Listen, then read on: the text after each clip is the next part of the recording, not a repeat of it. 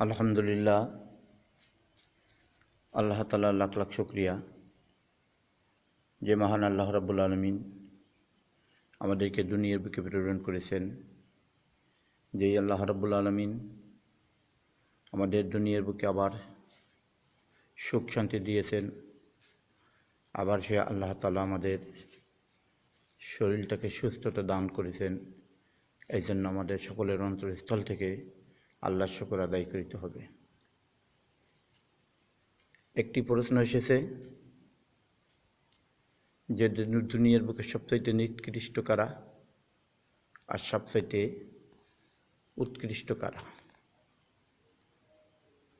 তো জনাবে মোহাম্মদ রাসূলুল্লাহ সাল্লাল্লাহু আলাইহি সাল্লাম বলেন, শাররুল শিরারে শিরারুল উলামা ও খায়রুল খিয়ারে খিয়ারুল উলামা। সবচাইতে ভালো হইতেছে হক্কানি উলামায়ে কেরাম আলেম, আর সবচাইতে ভালো মন্দ হইতেছে বেআমলদার আলেম। তবে প্রশ্ন করা হয়েছে যে আজ দুনিয়ার বুকে আমরা মুসলমানেরা মূর্তি পূজার বিরোধিতা করি, সর্বক্ষণ সর্বসময় আমরা মূর্তি পূজার উল্টো থাকি। তাহলে আজ আমরা কেন এই মূর্তিগুলোকে আমরা পাহারা দিতেছি? কেন আমরা আজ মণ্ডপগুলোর কাছে কাছে সামনাসামনি যাচ্ছি? আমার ওই ভাইয়ের উত্তর হচ্ছে এটা যে আল্লাহ রাব্বুল আলামিন কালামে পাকের ভিতরে বলেছেন, ইন্নাল মুশরিকিনা লাকাযিবুন, যে যারা হচ্ছে মুশরিক এরা হচ্ছে মিথ্যাবাদী। আজ এই মিথ্যাবাদীরা আমাদের বাংলাদেশের রাষ্ট্র পরিচালনা নিয়ে, আমাদের দেশকে নিয়ে আমরা আজকে ভাবতেছি।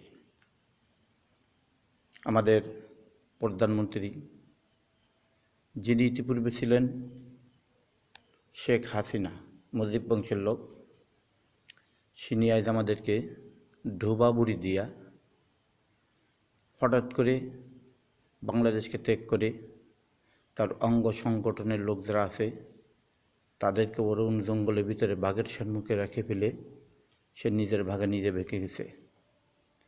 তবে তাদের শরণাপন্ন কিছু মুশরিক এখনও বাংলাদেশে রয়েছে, আরও থাকবে। এরা সর্বক্ষণ সর্বসময় চায় যে আজ এই বাংলাদেশের ভিতরে ফিতনা ফ্যাসাদগুলো সবসময়ের জন্য লিপ্ত হয়ে থাকুক। তাই ইন্নাল মুশরিকিনা লাকাযিবুন, আল্লাহ যে বলেছেন মুশরিক যারা তারা হলো মিথ্যাবাদী।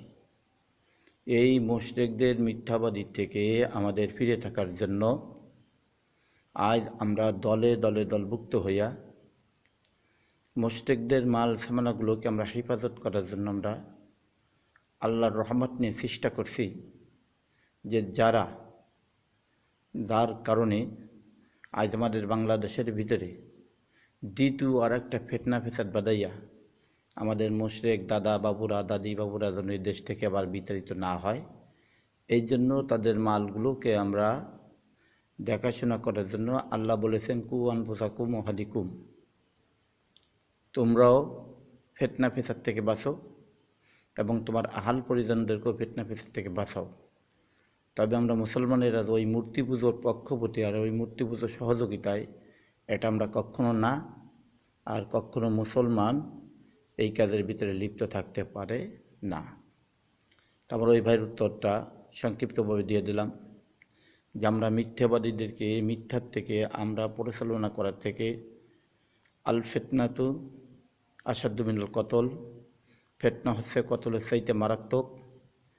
এই জন্য তাদের মূর্তি, তাদের ভূত, তাদের মণ্ডপ, তাদের মাল, তাদের সামানা আমরা আল্লাহর রহমত নিয়ে দেখার জন্য চেষ্টা করছি, কিন্তু ওই জন্য নয় যে পুজো আশ্রার ভিতরে ঢুকে দেবে সেজন্য হতে পারে না। তাই আমরা সেই কারণে এগুলোকে দেখাশোনা করার জন্য চেষ্টা করছি ইনশাআল্লাহ। তবে মুশরিকরা মিথ্যাবাদী, আল্লাহ কোরআনে বলেছে এটা সত্য। মুশরিকের থেকে আমাদের হেফাজত থাকাটা এটা আমাদের সত্য।